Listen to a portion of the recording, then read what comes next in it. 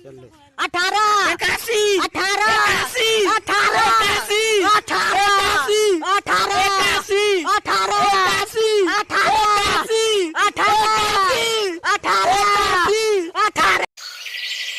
बड़ा क्यूट बच्चा है। बड़े होके क्या करेगा? शादी। नहीं नहीं, मेरा मतलब है क्या बनोगे? दूल्हा। मेरा मतलब है बड़े होके क्या हासिल करोगे? दुल्हन। अरे बड़े होके अपने मम्मी पापा के लिए क्या करोगे? बहू लाऊंगा। अरे नालायक, तुम्हारे पापा तुमसे क्या चाहते हैं? पोता। हे भगवान, तेरी जिंदगी का क्या मकसद है? हम दो, हमारे दो।